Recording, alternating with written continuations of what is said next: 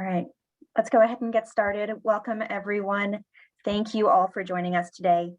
For those of you who haven't been to one of these before, my name is Moeny. I'm the Director of Events and Communications here at the Center for Security Studies and the Security Studies program at Georgetown University.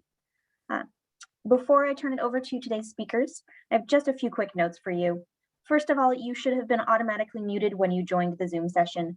Please do remain on mute unless you are asking a question so that we don't have any background noise. You are welcome to have your camera either off or on for the session, and we really do encourage you to turn your cameras on for the Q&A portion in particular so that our speakers can engage a bit more with the audience. On that note, we will have plenty of time for Q&A and discussion later on. You're welcome to use the raise hand function here in Zoom or submit questions in the chat during the presentation, and our presenters will answer them when we get to that portion of the presentation. This session, you will note, is being recorded, so just keep that in mind. Anything you say will be recorded as well, as will your video if you choose to turn it on while speaking. But if you are not actively speaking, you won't be recorded, so no need to worry about that. With all of that said, I'd like to introduce one of our presenters today, Markus Garlauskas. Professor Garlauskas is an adjunct professor here at SSP and a non-resident senior fellow with the Scowcroft Center for Strategy and Security of the Atlantic Council. He left U.S. government in June of 2020, less than a year ago, after nearly 2 decades of service as an intelligence officer and a strategist focused on Northeast Asian issues. And most recently was with the Senior National Intelligence Service, leading the U.S. intelligence community's strategic analysis on Korea issues as the National Intelligence Officer for North Korea. Professor Garlauskas earned his own master's degree from the Security Studies program, and we are so glad to have him back with us. And I will let him introduce his guest today and take us away. Jordan, thank you so much for putting this together and for that excellent introduction. So I have the honor today to be joined by Bonnie Glaser, who's a senior advisor for Asia at the Center for Strategic and International Studies, where she is the director of the China Power Project, which I highly recommend checking out the website. It's a fantastic resource on understanding the growth of China as a strategic competitor. Now, she's worked for more than 3 decades at the intersection of Asia-Pacific geopolitics and U.S. policy. And prior to joining CSIS, she was a consultant for various U.S. government offices, including the Departments of Defense and State. And I've had the joy of knowing her and learning from her for about a decade now on those issues where Korea and China overlap. Now, Bonnie received her BA in political science from Boston University and her MA with concentrations in international economics and Chinese studies from Johns Hopkins SAIS. So very impressive background. She's not a Georgetown graduate, but we're very, very happy to have her as part of the larger Georgetown community. And she even has her Georgetown coffee mug here with us today. So overall, as we start this discussion, I'm really excited to have Bonnie's insights to begin with understanding better what are Chinese interests, goals, and main lines of policy and strategy vis-a-vis North Korea. I think that's really, and North and South Korea, I should say. And I think that's the place where we need to start an understanding of how Korea fits into U.S. China strategic competition. I think we really need to found our understanding on how China views the peninsula and what China's goals and approach are. So with that, I'll turn it over to Bonnie. Thanks so much for having me today, Marcus, and thanks to the Security Studies program. There's a lot of issues that the U.S. and China, of course, have worked on together in the past that basically have fallen by the wayside. One of them, I think, is North Korea, primarily to curb North Korea's nuclear weapons programs. And we were, of course, in the 4-party talks and the 6-party talks and imposed sanctions on North Korea. As we look in the future and what policies the Biden administration may adopt and what role the Chinese might play in any effort to shape North Korea's policies, whether we pursue a sanctions approach or dialogue, there will be questions about the role that China should play. And that begins, of course, with Chinese interests and U.S. interests and whether or not they converge, whether there's a sufficient overlap to work together. And I think that against the background of intensifying U.S.-China competition, it will be more difficult to work with China than in the past. So I start by saying that Chinese interests on the Korean Peninsula they've long been to prevent war, no instability, no nuclear weapons is usually the way that it's phrased. So it's a sort of negative, the things that China wants to avoid. But increasingly, of course, China has a proactive foreign policy and wants to shape its international environment. And that is definitely true when it comes to the Korean Peninsula. So the Chinese want to maximize their influence and leverage over both North and South Korea. And I think particularly in regards to South Korea, that this increasingly will be an important factor in China's policy and approach to the peninsula. And I'll talk about that a little bit more as we have our discussion today. So I think that China aspires to have dominant external influence on the peninsula and have better relations with both North and South Korea than the US does, and then the two Koreas have with each other. And Beijing really is working assiduously to weaken the US ROC alliance. Since the mid-1990s, the Chinese have had a position that alliances are Cold War relics and should be disbanded. But it really only is in recent years that they have worked harder to operationalize this goal. And I think that they see that South Korea is the weakest link, and they would like to bring South Korea into China's orbit. Creating a non-nuclear Korean peninsula is a PRC interest, but I think the Chinese don't believe that denuclearization is possible in any near-term time frame. China can tolerate the nuclear program in North Korea as long as it doesn't become a factor that precipitates military conflict. And that, of course, means provoke a attack or lead to an attack, military strike from the United States. So it is the instability that of outside interference in response to the nuclear weapons program that I think China remains primarily concerned about. The Chinese do oppose Pyongyang conducting nuclear tests. They continue to warn against them. And I think that China will continue to push for a dual track approach of negotiations and on a peace treaty and denuclearization. This has been a Chinese approach for some time in advancing diplomacy. So back to you, Marcus. So when you look at North and South Korea in response to that, I think this is a really great foundation that you laid, Bonnie, to understand how Seoul and Pyongyang have to look at China and respond to China's approaches.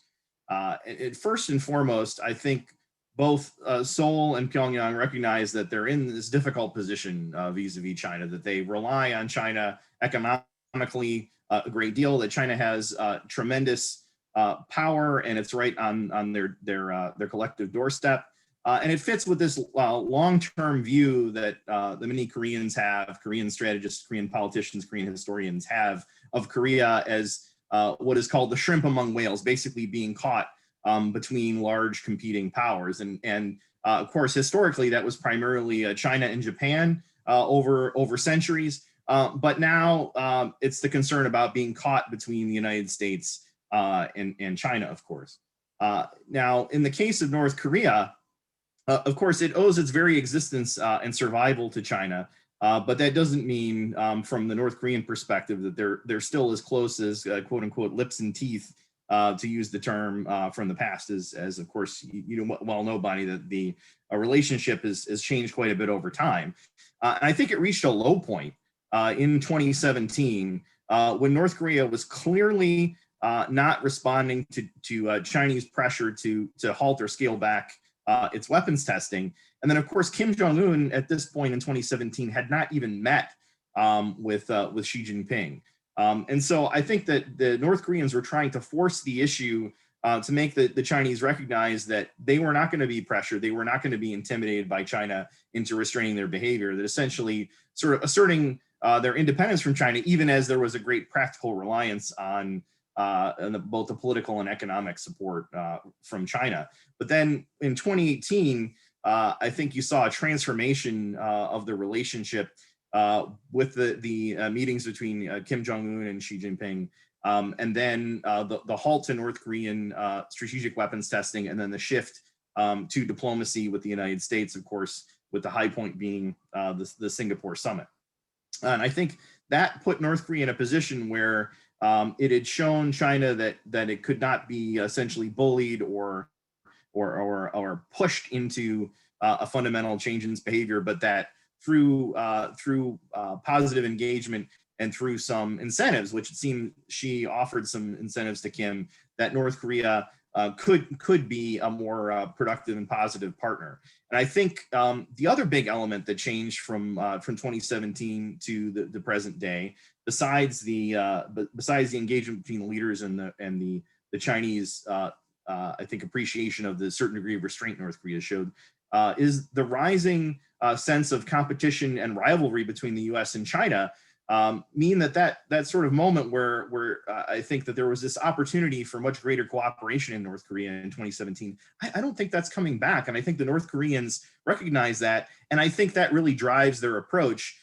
So even though North Korea is still in a mode where it's concerned about Chinese power, it's concerned about its reliance on China, and certainly on a basic level, I think there's a degree of resentment by North Korean officials toward China, that ultimately Kim Jong-un recognized there's a lot of mutual interest with China, and also recognizes that essentially China is not going to try and force the issue and threaten North Korea with sanctions or pressure that would cause it to collapse. That China's not interested in backing Kim Jong-un or the North Korean regime into a corner. So that leaves North Korea, I think, in a general sense, pretty closely aligned with China, even as it asserts its own independent role. And then switching to Seoul, I think in the same way, South Korea is concerned about its economic reliance on China and the THAAD issue.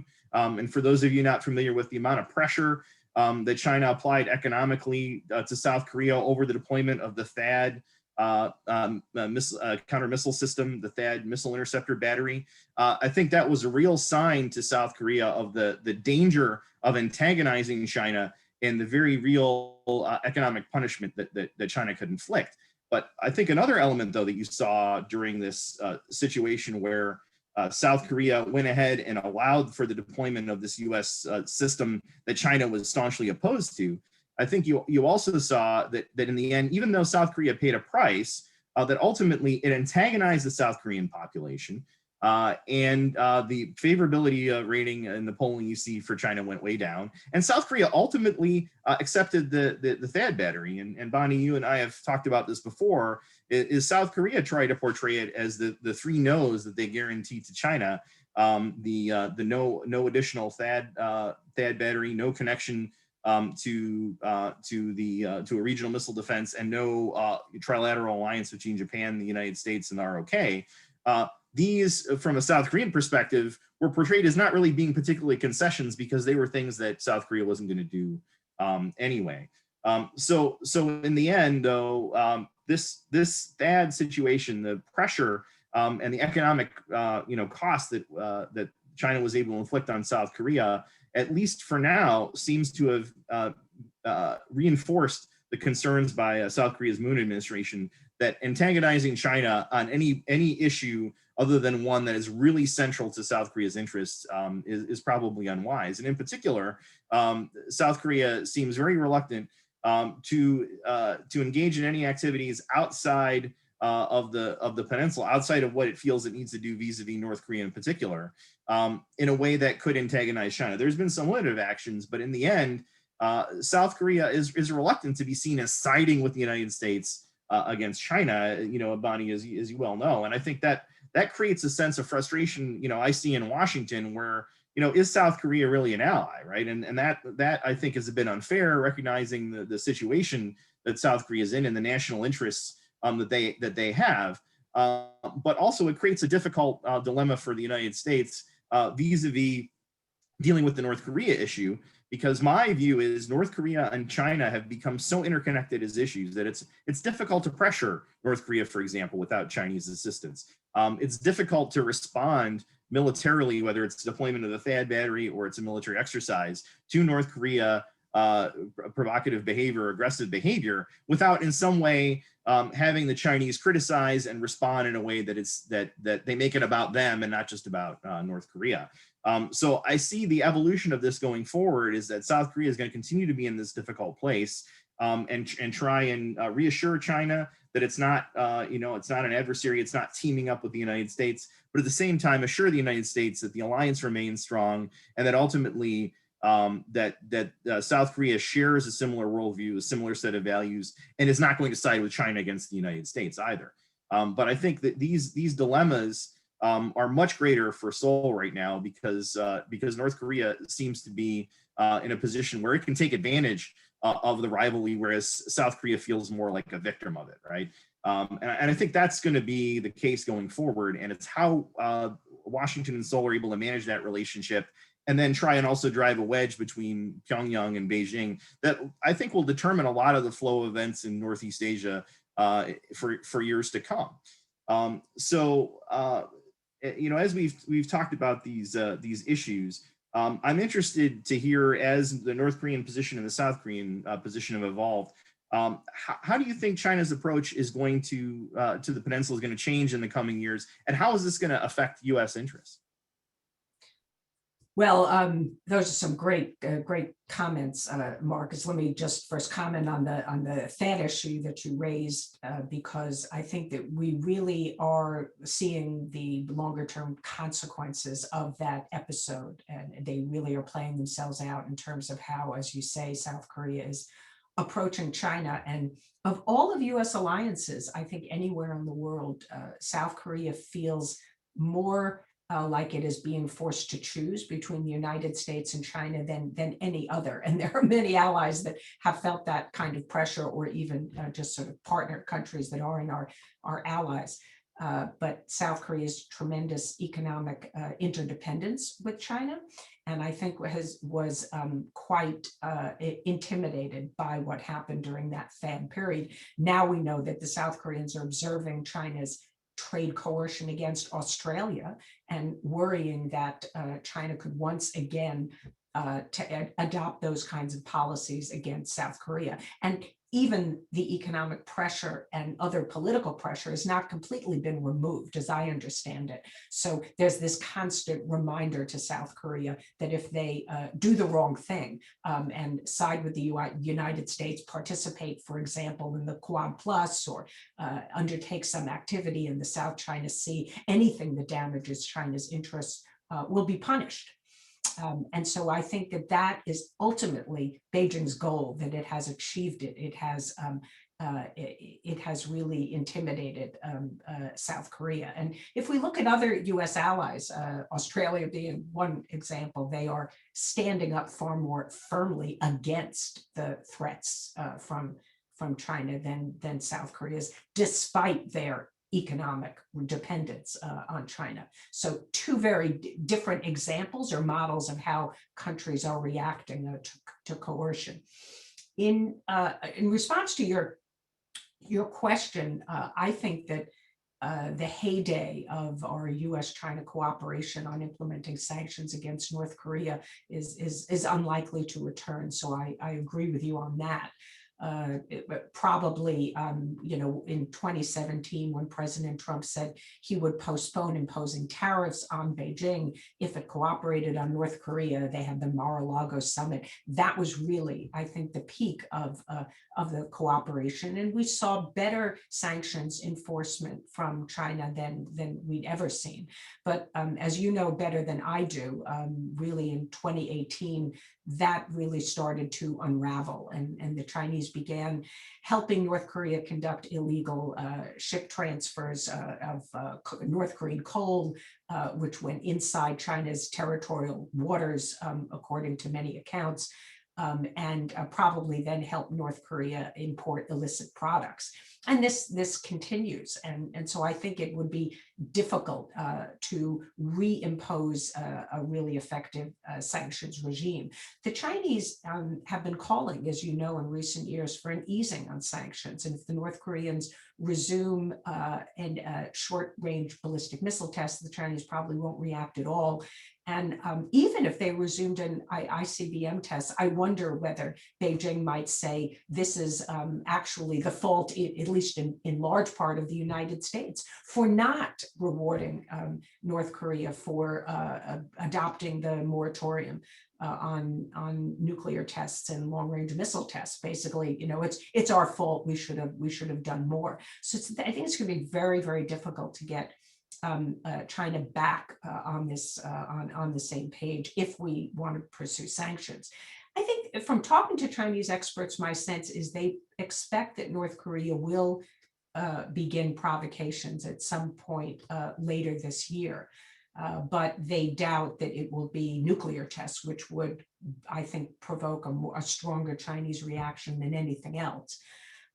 But more importantly, the way the Chinese, I think, are thinking about it, at least those experts I've talked to, is that this will then put the North Korea issue back on the front burner of the Biden administration. And that will mean that the Biden administration will need China's help. And so that will perhaps give China, they hope, some leverage in dealing with the United States. The Chinese say, North Korea was a topic that was discussed between Xi Jinping and President Obama and Xi Jinping and President Trump. So of course, this should be on a summit agenda between Xi Jinping and Biden. So this is, I think, something that they hope that they can use. And frankly, they talk about climate change quite in a quite similar manner. I would just flag a couple of other things that I think that China will continue, regardless of North Korea's behavior, to provide substantial aid to North Korea. North Korea's economic predicament is always a concern for Beijing. There's enduring worry that an economic crisis could cause instability. And the way that Chinese often talk about this is that they should provide and do provide enough aid for North Korea to survive, but not at the level that Pyongyang would like. So that this is China's formula for preserving its leverage over North Korea. But I think we know China's aid has increased during the pandemic. The border closures have virtually put a stop to the cross-border trade. The crude oil supplies that go through the pipeline to North Korea, I'm sure, continue. That, of course, is not reported in their customs data. And we've seen the official accounts of trade data plunge more than 80%. I mean, Chinese exports fell over 90% last year to North Korea, and their imports slid about 78%. So I think, the Chinese really are worried about the economic state in North Korea, and regardless, they will continue to provide assistance. So it'll be interesting to see how China tries to use this issue, and whether or not the United States will in fact look to China to play an important role in whatever strategy that the Biden administration adopts toward North Korea going forward. Bonnie, really helpful and informative comments, and it really reinforces my thinking that the China and North Korea national security issues for the United States are just so intertwined as to be inseparable. And I think I'm particularly concerned about the potential for North Korea to continue to push the envelope of do things that South Korea is concerned about, the United States is concerned about, but that China can tolerate, right? And so I'm with you and those that you spoke to. I don't think North Korea is going to escalate to doing a nuclear test right off the bat. I think this year the weapons testing that we should expect to see, in my view, is going to be more designed to fall below a threshold that will trigger a strong Chinese response, but still push the envelope essentially of what they can get away with. And I've written on this, and my assessment is the solid fuel program is a real concern in terms of the capabilities that it brings. But these shorter range solid fuel missiles just really don't seem to raise much concern in Beijing, even though ironically, these are the very same missiles that can reach China. But they understand that as long as South Korea and the United States are not going to take us back to sort of a fire and fury situation to the brink of a conflict, And I just don't think, especially based on what you're saying, that the Chinese really care that much about testing those types of capabilities. But I'm particularly concerned, and I have really no sense of how the Chinese would respond if the North Koreans test a multiple reentry vehicle, right? Maybe not even on an ICBM, but on a shorter range system. And we know that the last missile they displayed, the Pukguksong 5, that thing is big enough that you could put multiple reentry vehicles on it. So you could actually test a solid fuel MIRV capability potentially that actually falls short of the ICBM threshold. And that could be the sweet spot, right, of where Kim could advance his capabilities, but the Chinese might still be able to tolerate it. So I'm concerned about the potential for a new crisis emerging where we're essentially stuck in a situation where if we respond, the Chinese will think we're overreacting, but if we don't respond, then Kim has moved the goalpost on us again. So that's one sort of crisis I'm concerned about. But I've also been thinking a lot lately about potential more dangerous contingencies that I'd like to hear your thoughts on. So I think there's a real potential for a future conflict between the U.S. and China, military confrontation, maybe an escalating to open conflict, to occur on the Korean Peninsula. And I know we focus on the Taiwan scenario, and I think that's an important one. And Senkaku, South China Sea, these are other potential flashpoints. But I think one of the differences about Korea that makes it so potentially dangerous as a flashpoint, I think, is the potential for complexity and miscalculation. The fact that you have a nuclear armed and essentially defiant state wedged in the middle here of North Korea, where North Korea could initiate the crisis that China doesn't want to have happen, the U.S. doesn't want to have happen, and South Korea doesn't want to have happen. Whereas I think in these other situations like the Taiwan Strait, I don't think there's as many variables, right? Taiwan, I think, is going to be much easier to work with in that sort of scenario because there's no additional country variable in there. And Kim has proven his willingness to take risks and exploit the different wedges, the different or drive wedges and exploit the different interests. And then on top of that, the potential for something internally happening inside of North Korea. The fact that the stability of the North Korean system relies so much on just the health status of one person who doesn't live a particularly healthy lifestyle is a real concern. And I do think the potential for an internal crisis within North Korea is one of the potential drivers. If North Korea starts to collapse or starts to have real serious internal problems that result in refugees moving into China, which they will call economic migrants, loose nukes, and the potential for a South Korean and or U.S. military intervention, I think that's one of the drivers that could make China feel forced to respond, right? To proactively shape the situation and then to deal with all the spillover and contain it. And then another scenario is if North Korea gets to the point where it's started a war, I don't think it looks necessarily like blatant North Korean aggression is the only cause, right? North Korea has a tendency to find ways to provide pretext for its actions and to portray this as sort of a tit for tat kind of situation. So if a confrontation escalates out of control, it could easily be portrayed to Beijing as partially or wholly the U.S. and South Korean fault. And certainly in 2017, if a war had resulted from this confrontational rhetoric and North Korean testing, I think there would have been a certain degree of sympathy in some quarters for the idea that it was the U.S. actually that was escalating the situation and was not being the responsible actor and forcing North Korea to respond.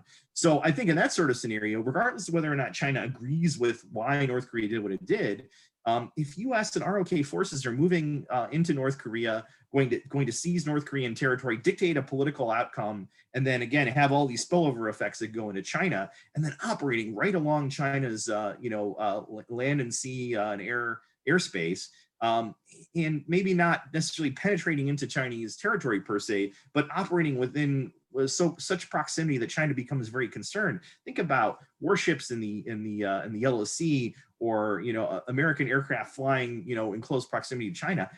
I could see a real potential here for a Chinese confrontational response. And these are a couple of things that Graham Ellison talks about in Destined for War, but he doesn't really get the chance to unpack them in great detail, right? And so I think this is something that really deserves further exploration. So am I being alarmist, Bonnie, or is Korea one of the potential scenarios that's realistic for U.S.-China conflict? What do you think? Well, I do think most people have been paying attention to the Taiwan scenario, and perhaps rightfully so, but we should not ignore what could happen on the Korean Peninsula. And I agree with you that the potential for a preemptive Chinese intervention in a crisis is much higher than it used to be. And this is a function not just of the leader Xi Jinping, but the capabilities that the PLA has acquired and is acquiring, and China's own more assertive foreign policy. And as I said earlier, the desire to actually shape China's environment, and the growing competition between the United States and China, again, being a factor. So under the current situation where the Chinese have concluded that the United States wants to contain China's rise and sees China essentially as an enemy, having the United States any closer than it already is to its border is something that the Chinese would not want to tolerate. So if there is an intervention by the United States and South Korea, I think there's no doubt that China would get involved and might even act preemptively to move in before the United States and the ROK did in a crisis. One thing that might be just useful to remind people is that the treaty between North Korea and China is up for renewal this year. So it automatically renews every 20 years. The treaty goes back to 1961. It's been automatically renewed twice. And I think it is highly likely that it will renew again this year. And what's interesting to me is that years ago, I used to talk to Chinese who told me that Beijing had actually approached Pyongyang and asked if they could excise or change the wording of one of the articles in the treaty that would require China to come to North Korea's defense, because they were concerned that North Korea might provoke a crisis that maybe China didn't want to get pulled into. But I don't think there was necessarily consideration of ending the treaty, but they did want to modify it. And both sides have to agree to modify it. And the North Koreans, I was told, said no, and that did not happen. But I think that the Chinese think very differently today about that treaty. Now, granted, if they felt that that their interests would be negatively affected if they intervened, then they would not do so, and regardless of the treaty. But that's the least likely scenario. It is far more likely, I think, that they would intervene, because regardless of what happens on the peninsula, Chinese interests are going to be at stake.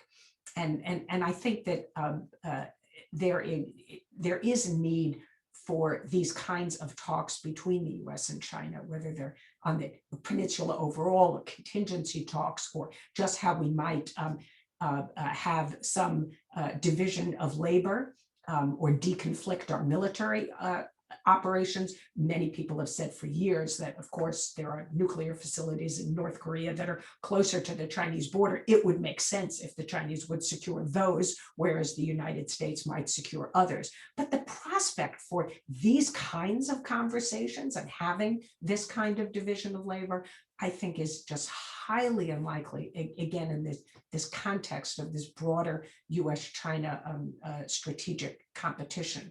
So the need for this kind of deconflicting and discussions of contingencies is far greater probably than ever before, but even less likely than it was maybe a few years ago. Bonnie, thanks. Those are some, I think, good recommendations and powerful warnings, right? So what I take away from this discussion is the reinforced view that China is going to try and bully, intimidate, and peel away South Korea from its relationship with the United States, certainly try and neutralize its support for the United States on various issues, that China is going to continue to back North Korea, maybe even more strongly than before, economically and diplomatically, as long as North Korea maintains some modicum of behavior. And then there is a very real potential that if there's a renewed crisis in the Korean Peninsula, it could lead to a U.S.-China confrontation, and particularly if it breaks out into war or a collapse of the North Korean regime, that the potential for a military confrontation is very, very real, something that we should be trying to avoid, but also preparing for, right? So it strikes me that coming out of all of this, that the importance of focusing more on the U.S.-China strategic competition's context as context for the Korean Peninsula and vice versa, I think is critical. So I'm really looking forward to having more discussions with you, Bonnie, and with others.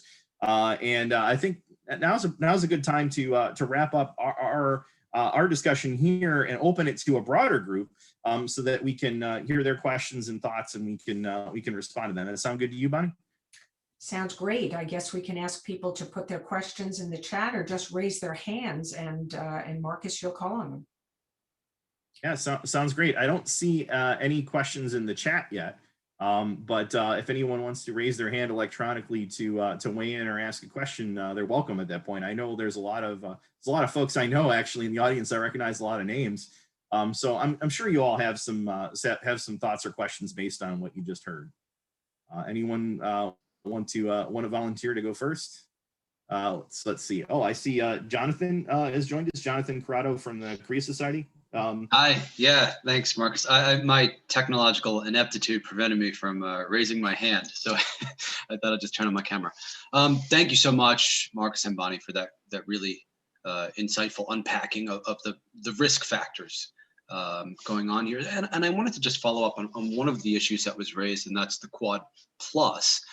There was recently an article, an op-ed written in The Hill by someone a South Korean academic who's also on South Korean Presidential Planning Committee, indicating some kind of interest in engaging in a Quad Plus type of structure. So I wanted to ask, how transformational could that be? What's the likelihood of formally enlarging the Quad mechanism versus having sort of improvised, issue-focused, functional groupings? And what does that mean for U.S. China strategic competition writ large? Thanks very much. Bonnie, I defer to you if you got any thoughts on that. I certainly have a few from my understanding of the South Korean perspective on this. Why don't you start, Marcus, and then I'll weigh in. Okay. So, I mean, I think in theory, this sounds great, but I think this goes back to the difficult situation that South Korea is in. And I sense a real reluctance to hopefully, be proven wrong at some point, but I sense a real reluctance to be aligning with the Quad in any way that is seen as being part of an alliance or a grouping against China, right? And so I think a more issue-based approach is going to be more likely and more feasible when it comes to South Korea. And maybe over the long term, the goal of the United States should be to enmesh South Korea in a positive way more into a Quad Plus and various other arrangements within the region. But I think in the near term, it's going to have to be something where the U.S. proceeds carefully, because I think that the danger is, my view is, we don't want to be seen as trying to push South Korea into confronting China, particularly not if we're not willing to back South Korea to the hilt. And to go back to the THAAD example, I do get the sense that there was a certain amount of disappointment, not just in South Korea, but I think among many who are supporters of the ROK-US alliance, that the U.S. didn't do more to respond to China's pressure over THAAD, didn't do more to help South Korea deal with the fallout, given that this was a U.S. weapon system that was deployed in part to protect U.S. forces.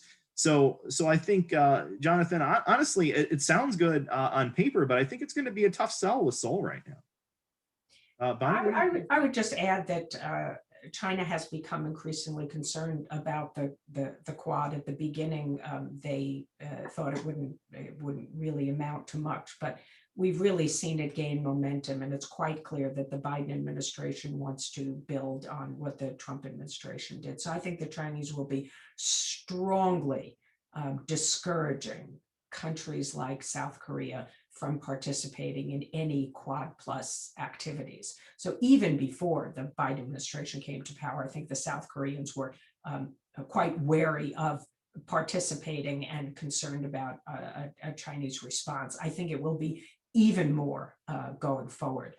But my caveat here is just to remind everybody that the Quad is not going to be an Asian NATO, right? I mean, there's just no ambitions to make it an Asian NATO. I don't even know if there's a plan to have any institutions at all. Maybe some countries might think we should have a secretariat, we should rotate among the four capitals, but even that hasn't happened. So and under the Biden administration, I think we're going to see the Quad and Quad Plus activities really identified and defined more as protecting our shared interests rather than aimed at containing China. So that might create a little bit more space for those countries who want to join. But I think that South Korea is going to remain very, very reluctant because they have already felt China's wrath. They are concerned about being the target of future Chinese punishment, and they don't see enough, I think, positive benefits for Seoul in participating in these kinds of activities. And frankly, I think that is true regardless of whether we end up with another progressive government or conservative government in Seoul. Yeah, Bonnie, I think you're right.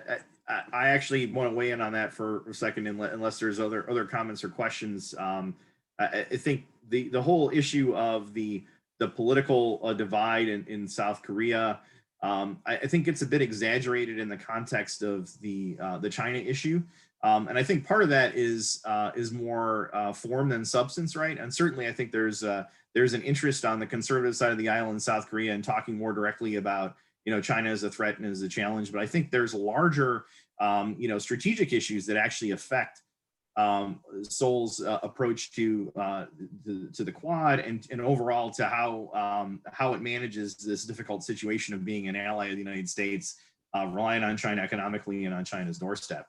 And I think the divide is much more sharp on how to deal with North Korea than it is on China. And I'd be really interested. I see there's a lot of South Korean participants or participants with South Korean backgrounds.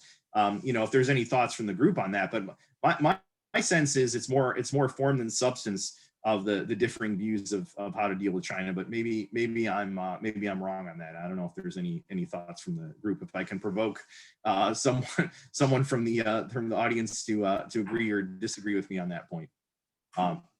I see Andrew Park just weighed in. Andrew is the president of the Sejong Society. So go ahead, Andrew. Thank you, Mr. Garlauskas. Thank you, Professor Garlauskas and Ms. Glaser. Really appreciate your insight today you have provided. So I had an exact same question with Jonathan, but I'll twist it and ask something different with a different aspect of it, right? The Quad, everybody talks about the Quad, but what is China gonna do, right, to Seoul? As both of you have explained, to fulfill its strategic objective of pulling Seoul into its orbit of influence, China has been employing pressure, right? In the region, in response, the U.S. has been pushing hard to establish the Quad with the four nations. That said, as you have described, the South Korean public perception toward China has been extremely unfavorable after that controversy, and it is especially the more the case currently, due to the ongoing cultural war skirmishes taking place online, involving not only history, but also food, traditional clothes, right?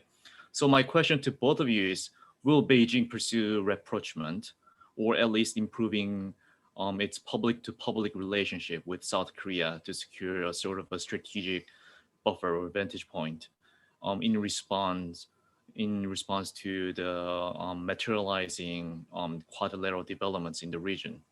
After all, Xi Jinping's visit to Seoul is continuously being negotiated between the two countries, and some even say that it will happen in April, and it coincides with the development of the quadrilateral summit, which is going to be taking place in either mid this year or in the second half of this year. So I would really appreciate your thoughts on this.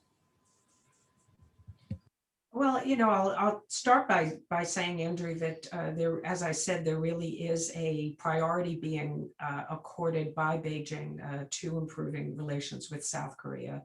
It has now been said that Xi Jinping will not go to Japan this year. So I think South Korea is going to be the most important visit of this year. And I wouldn't use the term rapprochement. I mean, I think the Chinese will continue to have and use a sophisticated toolkit when dealing with both South Korea and North Korea and other countries. So there will always be some pressure in the background, you know, if you don't defer to Chinese interests, or if you damage Chinese interests, if you do X with the United States, you know, there might be some negative consequences, but then there's all these positive things that will ensue if you, South Korea, continue to work closely with China and prioritize your relations with China and defer to Chinese interests. So I think there will always be some, you know, it'll be clear that China is the stronger party in this relationship, and that South Korea has to continue to ensure that it doesn't harm Chinese interests going forward. But I really think that this is an important goal for China, because if they can drive a wedge in some ways, not break the alliance, but drive a wedge between Seoul and Washington, then this is something they can learn from and perhaps use as a model in dealing with other countries. So I think it's a very important relationship to watch. So from my perspective, looking at it from the lens of someone who spent you know, a long time in Seoul, you know, 12 years there, not as much as some of the members of the audience, of course, is that the Chinese approach toward South Korea has historically been less about persuasion and more about intimidation, to build on what Bonnie was saying. And so you know, Graham Allison invokes the Thucydides trap, but you know, I also think of the Melian dialogue, right? The strong do as they will and the weak suffer as they must almost seems to be the theme of how China deals with South Korea, right? Not to impose a, you know, a Greek example on an East Asian situation, but I mean, it really does seem to not be terribly nuanced and not really terribly sort of subtle or sophisticated. And we may see that emerge over time, right? But I think they've been pretty ham-handed. And the thing that worries me, Bonnie, one of the things I got out of something that you said today and in our discussions before is the Chinese really think that they won this THAAD situation. And so it doesn't seem to really bother them as much that it turned South Korean public opinion against them. Is that the right take, Bonnie, or am I misunderstanding? Well, in my view, the Chinese concerns about the implications for their strategic deterrent that could have in some way been eroded by the THAAD missile defense system in Seoul, I think that those concerns were small. But the Chinese decided to emphasize the issue because what they really wanted to avoid was networked missile defense in the region. That was what they have always been concerned about. And I've heard about this, frankly, in the Taiwan context as well. Not only the sovereignty issues that would be involved in that, but then the defense and military implications of Taiwan having its missile defense systems integrated with the US and other countries in the region. And so Japan, Korea, US security cooperation was something that the Chinese were really quite concerned about. And they have, I think, played a role in some ways in trying to undermine that cooperation, although, of course, there are other drivers that have weakened trilateral cooperation.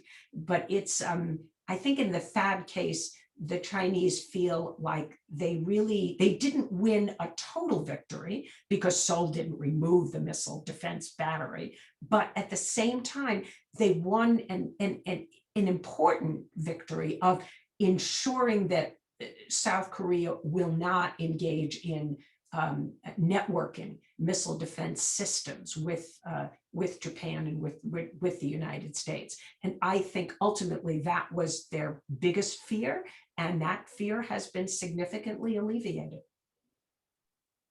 Thanks, Bonnie. All right, so I see JJ Kim has had his hand up for a while, and I think it's the same JJ Kim who is my student in the Georgetown. There we are. Hey, JJ, in the Georgetown Security Studies course, Strategic Assessment North Korea, and JJ's been an outstanding contributor to class discussion. So I'm looking forward, JJ, to hear what you have to say. Well, you got me blushing. Thank you so much to the both of you for having this conversation. My question is, or I guess. So with a lot of the kind of articles that I read, it seems like with regards to countering North Korean provocations and the military threat in the short term, a lot of authors are pointing to the case for a U.S., South Korea, Japan united front in dealing with that threat, while a lot of the longer term kind of denuclearization slash longer term reconciliation efforts people make the case for a deepened U.S., South Korea, and China kind of network and engagement in order to deal with that problem. To me, it seems like those two separate networks are mutually exclusive in that any effort that the U.S.-South Korean alliance gets closer to with Japan will likely take away from whatever they're trying to do with China and vice versa. And also, much like you all mentioned earlier, South Korea doesn't seem particularly keen on either option at the moment in time. And so my question to you all is there a way in which both kind of networks or both kind of routes could be pursued in tandem with each other? And if not, then is there a stronger case, in your opinion, for one over the other? Thank you so much. Bonnie, I've got a couple thoughts on this if you don't mind if I go first. So I think that there is sort of a bit of a zero-sum game in a lot of ways from the Chinese perspective, right? And I'm sure Bonnie has some thoughts on that. But I think overall, my recommendation has been to pursue a dual track approach, for lack of a better term, toward North Korea. I don't use the term dual track normally, but it helps simplify things. So on one hand, you need to reinforce deterrence. You need to deny North Korea the advantages and the freedom of action that it gains from having enhanced missile capabilities and enhanced nuclear capabilities, right? And I think Japan is indispensable to that because of the capabilities that it brings, but also because in the event of a conflict on the peninsula, bases in Japan are indispensable. And I'm sure General Chun is here. He could tell us in much greater detail about the operational importance of that basing and that support. However, that can't be the only answer to dealing with North Korea. There does have to be some engagement to try and shape the situation over the long term. In my view, I don't think in the near term we could expect to see a whole lot in terms of anything other than just sort of managing the potential for crisis and hopefully restraining North Korean activity. But maybe over the long term, it becomes feasible to have a different situation in North Korea, a different relationship between North Korea and China, a different relationship between North and South Korea, and most importantly, a different relationship between the North Korean regime and its people that will increase the incentives for North Korea to behave more like a normal nation, and certainly to scale back and eventually eliminate its nuclear and missile capabilities. And so I think engagement with China and working on that set that you talked about China, South Korea, and the United States presenting sort of a united engagement front as much as possible to North Korea to change its behavior over time. I think that's also indispensable. So I don't think you can really do just one or the other. And if you want to change North Korea's behavior, China absolutely has to be a part of the equation. But if you want to deter and prepare for a conflict with North Korea, Japan has to be part of the equation. So I think it's balancing those two and figuring out how to keep them from completely running afoul of each other is really one of the most difficult elements of strategy. The irony is that the more aggressive North Korea behaves, I think actually the easier this is to do because it provides a much better rationale to both Seoul and Beijing for why, and it upsets Beijing, of course, but it becomes more comprehensible and more sort of the onus is on North Korea if North Korean behavior is forcing a closer alignment of the ROK, Japan, and the United States. It typically happens when North Korea becomes very confrontational. Whereas I think, in a situation where there is real progress being made, and diplomatically, and North Korea restrains its behavior and its programs, becomes much more realistic to focus more on the China, South Korea, and U.S. coordination to deal with North Korea. But right now, I think that's in a really tough place, as Bonnie has mentioned earlier, and as I talked about. I think North Korea and China are so much more in alignment right now in terms of their view of the way forward, that even if there is some agreement from Seoul as to the approach, and even from Washington, in the end, I think that the differences are so great right now between China and North Korea, generally aligned on one hand, and then Seoul and the U.S. Also generally align on the other hand.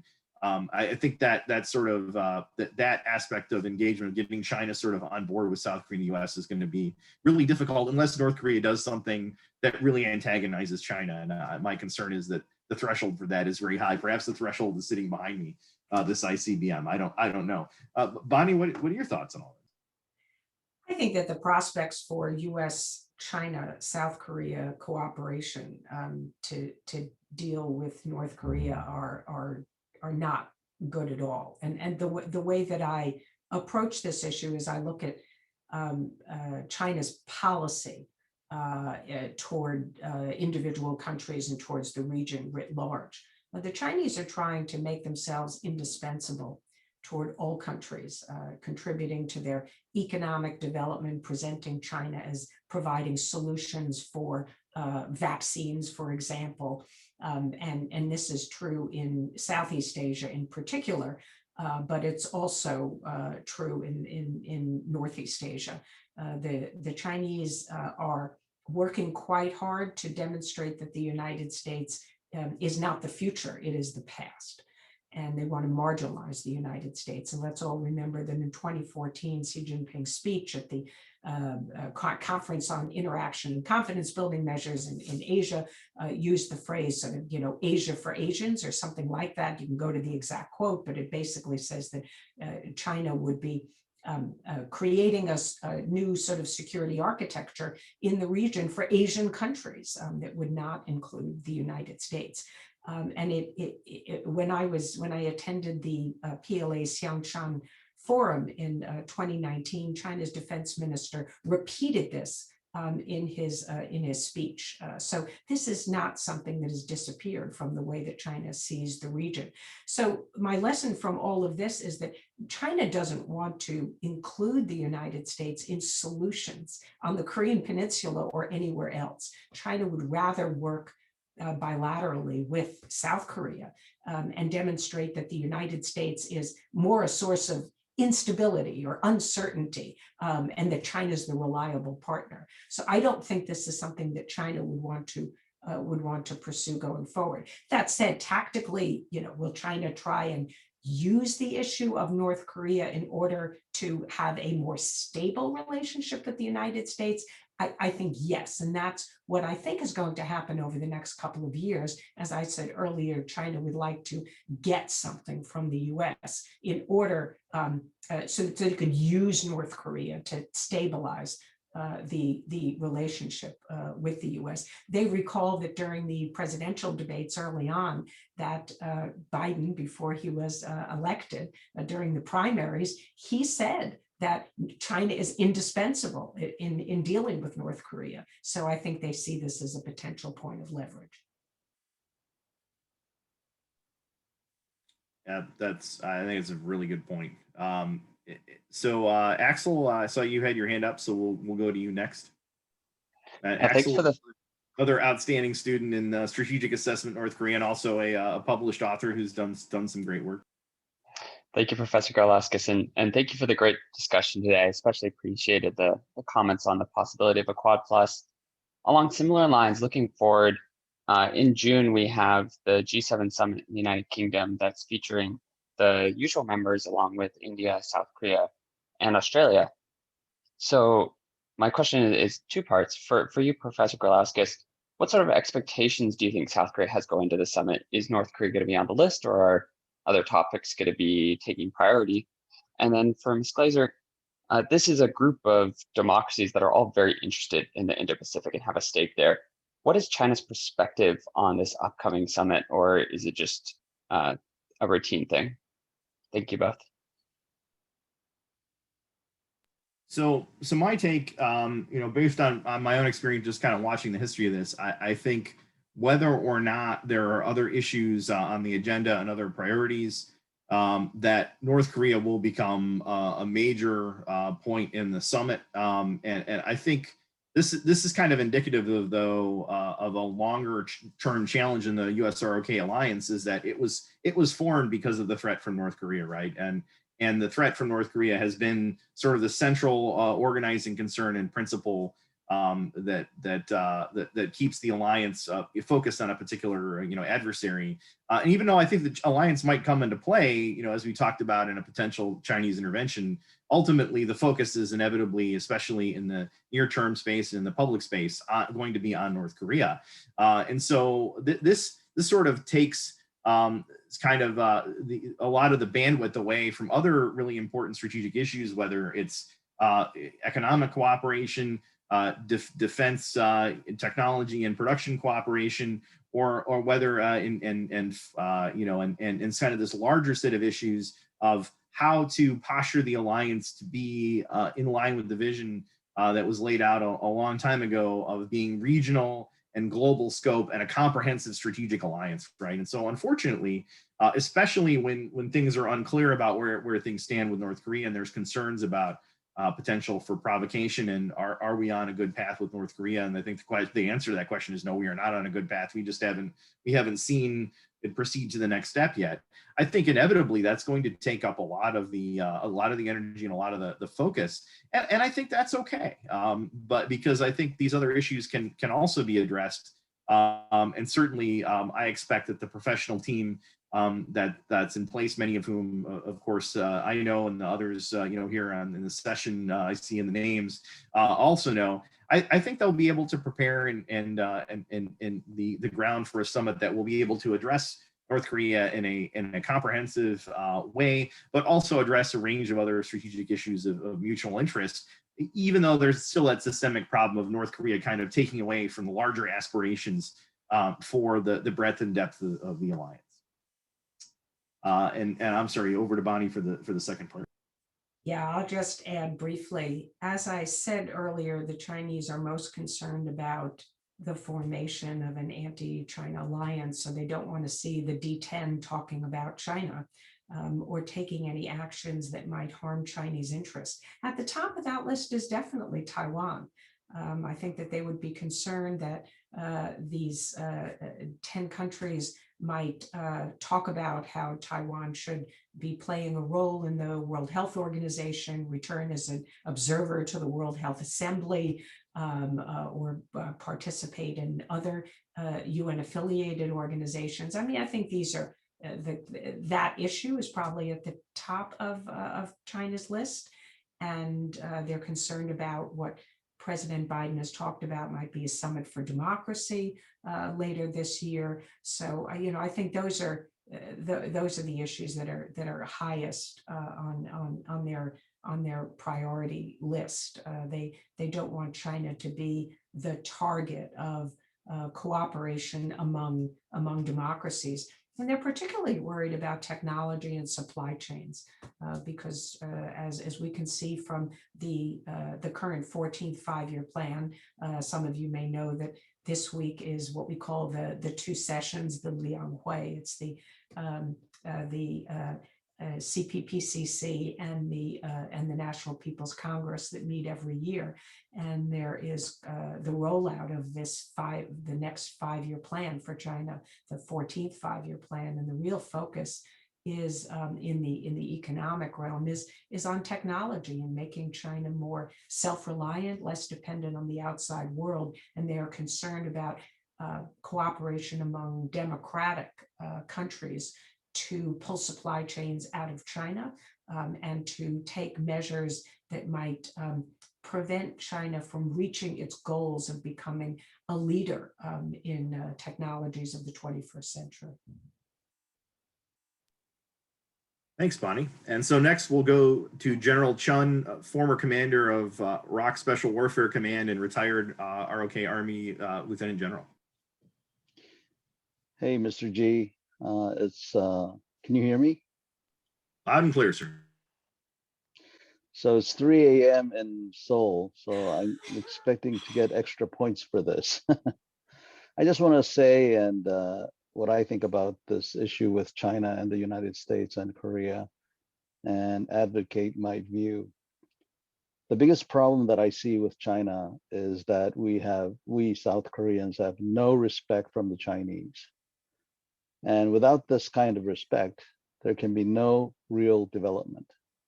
And we will be victims again, as we have been for thousands of years. And I, for one, will never want to go back to that situation. The only course that I see of gaining respect from the Chinese is a strong alliance with the United States. That is the only thing that the Chinese will understand. I think the Koreans participating here should really think about this. How will we gain Chinese respect. It's either a strong alliance with the Americans or nuclear weapons for ourselves. So I think we need to really think about this aspect. Once we gain the respect of the Chinese, then they will back down. That is the nature of the Chinese. We have our ancestors have learned this lesson thousands of years before. I think it's just time for the Koreans to realize that the good intentions of our gullible Americans did not work out, that the Chinese bribed their way into American society. And it is now that the United States has just awoken to this. I just hope that the United States has the will to stand up to the Chinese. And if the fight is there, I'll be one Korean that will be there. Although my eyesight is going, I'll still be there with you guys. Thank you. Thank you, General Chun. I think that those are really important remarks, and I'm really glad to hear your perspective. I completely agree with you that the Chinese do respect those who stand up for their own interest, and they exploit those who are fearful and who are weak. So there may be a prolonged period of friction between China and those countries who stand up for their interests, and Australia is a case in point. But I agree with you that over time it is essential for South Korea to gain China's respect. There is an analysis in China today. There's a phrase that's being used by key people around Xi Jinping. That phrase is, the East is rising, the West is declining. And I'm sure that the Chinese are telling South Koreans and other countries that the United States is not going to be here for very long. The alliance won't be very meaningful. It won't be important. South Korea's future is with China. That's the message I think that they're giving. And I hope that more people in South Korea will share your perspective on the importance of the U.S.-South Korea alliance, because if South Korea prematurely says, well, we're just going to work with China and prioritize China, it will result in a different set of Chinese policies towards South Korea that I think will be very harmful to your country and your people. So I think that South Korea should stand up for its own interests. And the United States and South Korea may not agree on everything, but that should be understood. In an alliance, we still are separate sovereign nations, and there are issues in which we will disagree. But on our approach to China, I hope we can be more closely aligned. Thank you, General. Thank you very much, and Bonnie, thanks for those great comments. General, I'm so glad you injected this aspect into it, this point of respect, and South Korea being in a position where it either has to ally with the United States or have its own nuclear weapons to get that respect from China. I think the object example of this is the amount of grudging respect that North Korea has gained from Xi Jinping by being willing to stand up in the face of Chinese pressure and still, conduct its weapons testing, even though it knew it would antagonize its primary economic and political lifeline, right? And so I think there is something to be said that China respects strength and stubbornness. And I think this is also what concerns me about a contingency scenario, where I think China may misunderstand how South Korea is responding to pressure on peripheral interests as opposed to on issues of national identity and core interests, right? And so I think China may believe, and this is my concern, and I'd be interested to hear your thoughts on this, that in an intervention scenario where it feels its own interests are very threatened by something that's going on in North Korea, a conflict or a collapse, that it underestimates South Korea's will to confront China in that sort of scenario, right? That there could be a fundamental miscalculation because of the fact that China doesn't have this respect, because of the fact that China has gotten its way or been able to intimidate South Korea on other issues. It may miss the fact that ultimately, and I think you'd agree, General, that the disposition of North Korea in a contingency, the final political end state of whether or not the peninsula is unified or whether or not China gets to decide what happens, I think that's such an existential issue across the political spectrum for South Koreans that it could very easily put China in a position where it underestimates South Korean will, tries to intimidate South Korea with military forces on the ground in the Korean Peninsula, and finds that South Korea is not going to back down, right? And this puts the US in a position where we have to be prepared to deal with it and really understand that there could be a military confrontation, and the US should not be in a position where it's surprised or unprepared for the potential to be in a situation where it has to back South Korea in the face of essentially a Chinese invasion of the Korean Peninsula, even if that invasion is taking place north of the actual borders of the Republic of Korea. Any thoughts on that?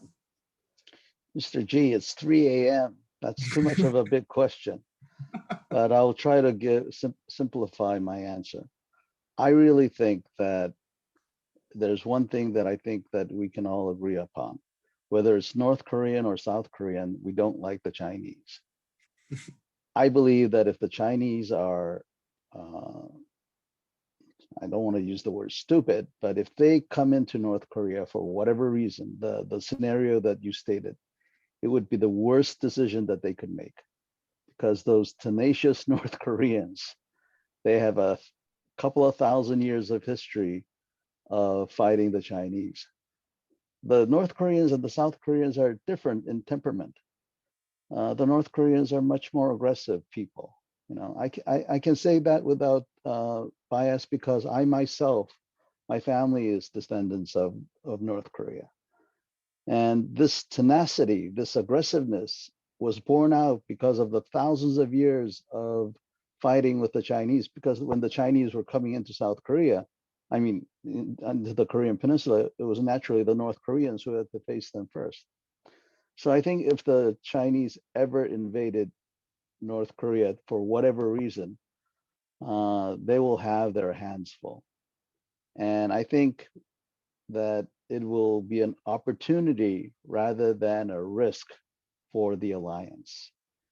Who knows? Maybe the Chinese will ask us to help them, So there's a wide range of possibilities, but I personally feel that if the Chinese were to intervene into the Korean Peninsula without international understanding or agreement, they would be making a big mistake.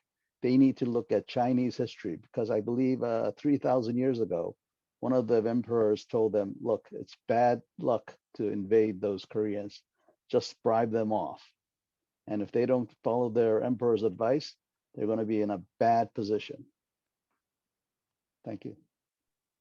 General, that reminds me of the story of Ulji Mundak. I got actually a little thing of him there, of the great battle of, I think it was the Salsu River, where the Chinese were vastly outnumbered the South Korean forces, but were crushed by General Mundak's trap.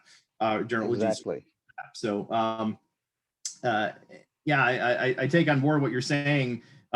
But I think China's made miscalculations before, and they could make one again, right? And that's my concern. I think it would be a mistake, but I think we need to be prepared for China to make such a mistake. I mean, what do you think about all this, Bonnie?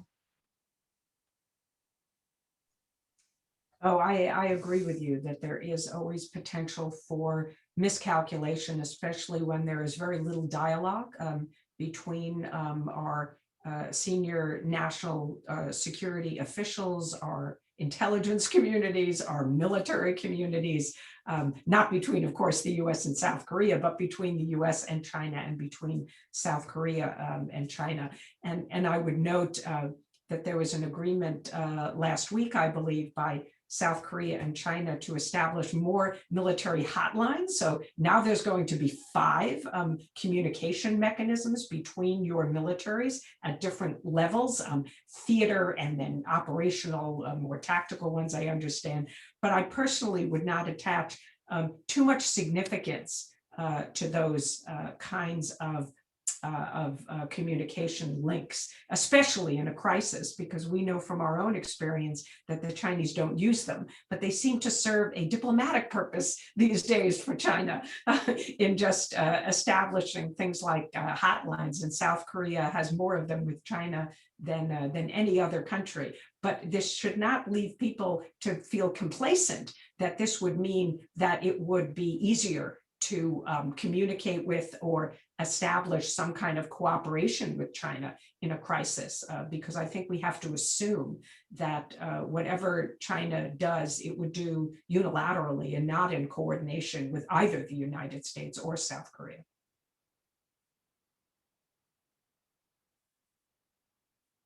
I think this is a really important conversation. This whole issue of how do you maintain the communication links at the various levels, understanding the complexity of the U.S., South Korea, both having to deal with China potentially in different channels. I think also adds a potential for miscalculation. And then when you add the fact that North Koreans are, as General Chun pointed out, a very aggressive independent variable in this, armed with nuclear weapons.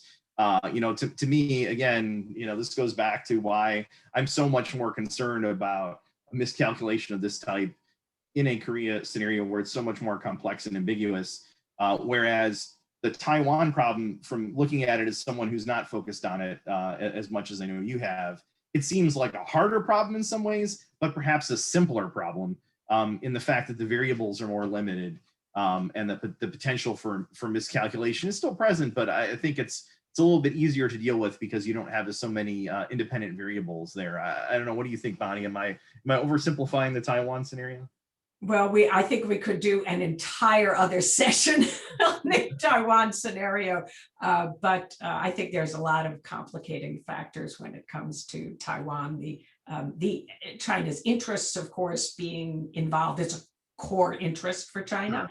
But there's also the factor that the United States and South Korea have been planning for the scenario of North Korea for many years, and we have far greater capability than we have in the case of Taiwan. So the potential for miscalculation there is that China believes that it can actually seize and hold Taiwan and keep the United States at bay because the US would incur such a great cost, they might believe that we could be deterred from intervening. And that I think would be wrong, but that's a calculation that they probably would not make in the case of the Korean Peninsula. A different type of miscalculation. Different miscalculation. Yeah, but no, I understand that. I think that's a very helpful point. And just the nature of what the confrontation looks like to me is just so different, right? Is that a Korean Peninsula scenario, China is reacting probably, right? Whereas the Taiwan scenario, if I understand right, they're the actor essentially that we're trying to deter, that might be initiating. And I guess there's scenarios where Taiwan might do something that would so antagonize Taipei, would antagonize Beijing in some way that China would feel compelled to respond. But it seems like in a Taiwan scenario, it's pretty much normally China making a decision whether or not to take action to essentially to go after Taiwan, whereas China in a Korea scenario, I don't see a whole lot of scenarios where China is just deciding, hey, now's our opportunity to force the issue. It's more China responding to some kind of uncontrolled crisis. I mean, does that make sense, Bonnie? Yes, and I think that in the case of Taiwan, the Chinese might claim that there's a political provocation, but there wouldn't be economic instability or political instability. And China would certainly be initiating use of force. Yeah, I mean, there are perhaps some slim parallels, but I think they're basically two very different scenarios.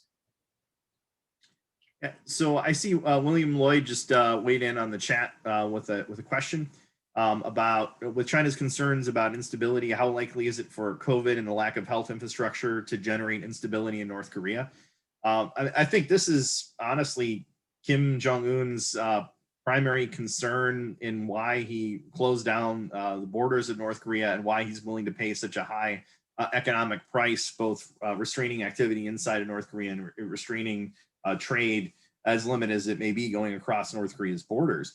And given North Korea's very vulnerable population and its lack of health infrastructure, as you point out, I think there is a very real possibility that if COVID were to really take hold in North Korea, that it could be really a devastating humanitarian crisis in North Korea and end up being much worse than it might be in other countries. But North Korea has taken such draconian measures to prevent that, I think, for that very reason. And I think that's also part of the reason why China is doing so much, maybe things that we don't see, But as Bonnie had pointed out, that China is doing things to basically throw a lifeline to North Korea to be able to help it manage the consequences of essentially the self-imposed isolation and the breaking of so many of those economic ties. That the aid and the continued flow of petroleum to North Korea is helping them, basically hang on, even though they're really being so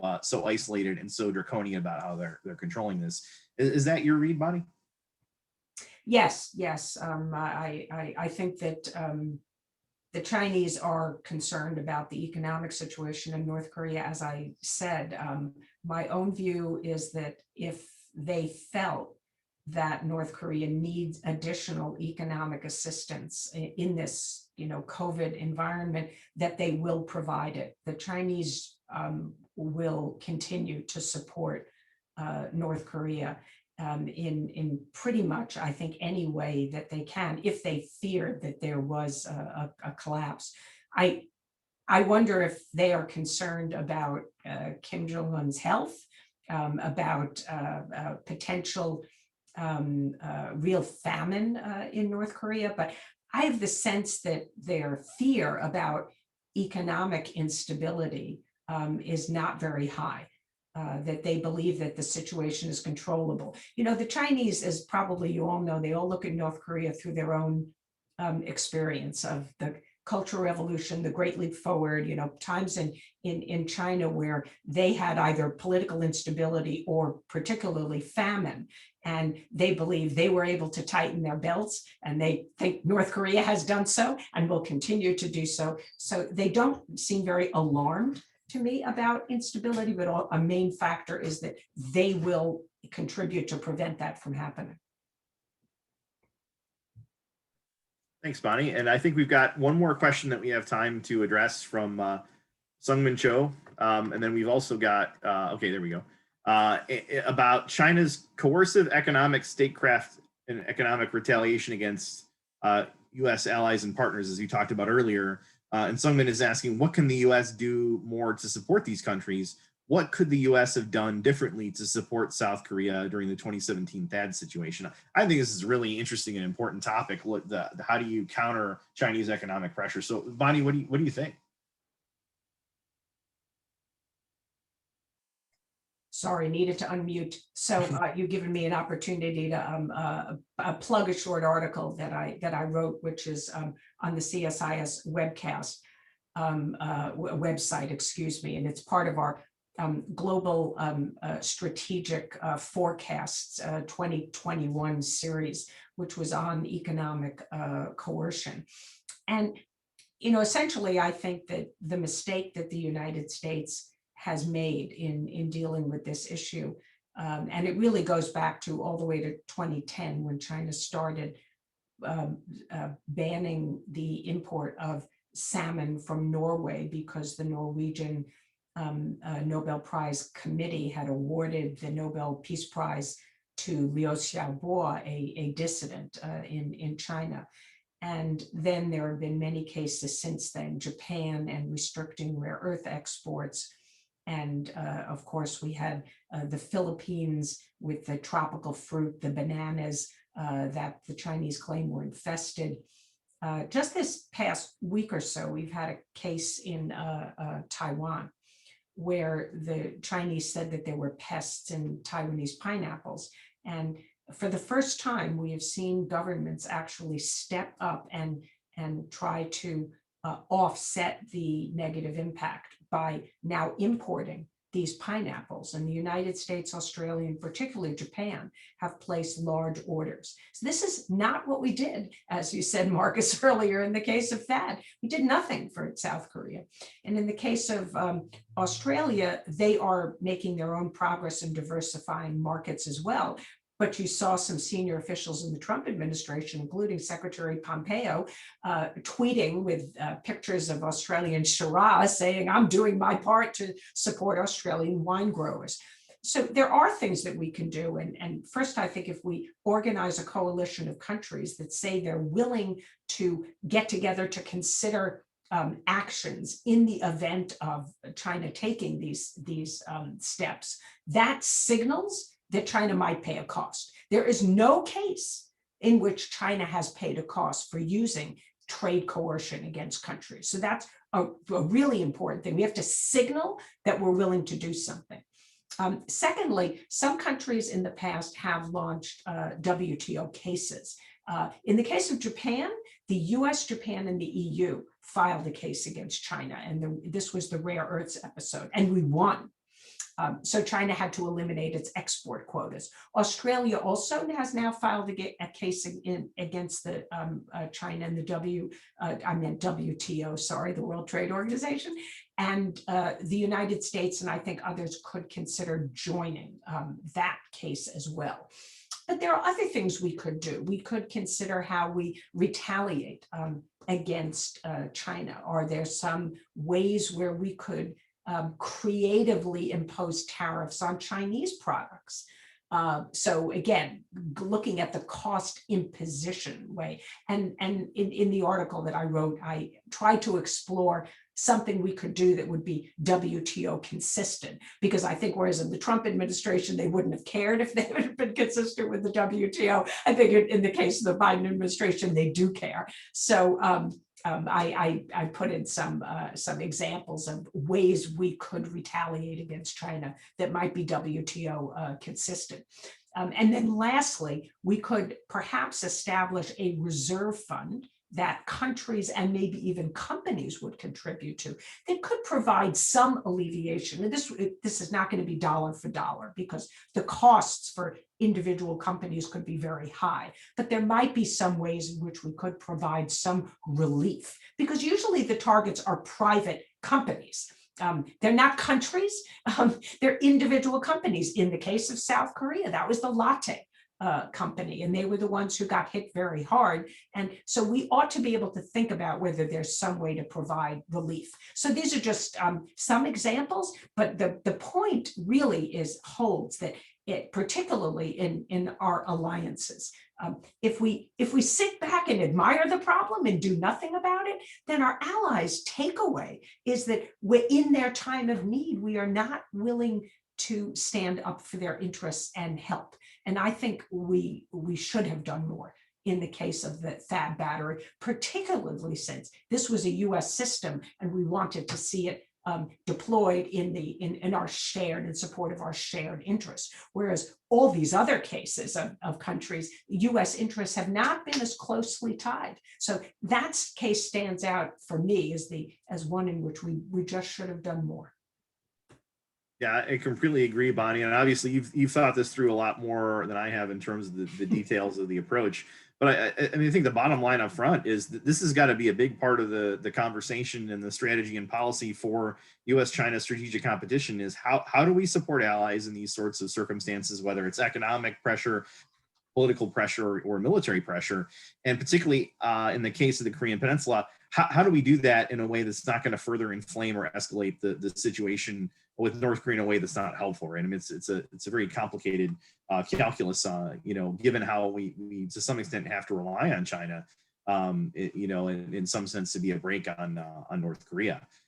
So I see we've got one more message, and there's a link from Bonnie for that article. So I'm glad you got a chance to pitch it. So please, everyone, read the article. And Sungmin, thanks for the great question. And I think just to wrap this up, I feel like this has advanced my own understanding of thinking about different aspects of how the Korean Peninsula fits into U.S.-China strategic competition and rivalry. And certainly I learned a lot from our audience and from Bonnie, and I hope all of you did as well. Bonnie, any final thoughts for us? I'm glad you invited me to participate in this, Marcus, and I'm particularly pleased you're thinking more about China and Korea going forward, and how the U.S. and Seoul might work together, how we can perhaps prevent the kind of miscalculation that we have been talking about. So I think there's a lot more work to be done, and this was a great conversation. Yeah, so I think this is a beginning, I think, of an ongoing dialogue that we should be having on these issues of how the Korean Peninsula fits into U.S.-China strategic competition and rivalry. Bonnie and our audience, thank you so much. I look forward to our next conversation. Thank you all for joining us today, and we look forward to hopefully seeing you again at a future event. Take care.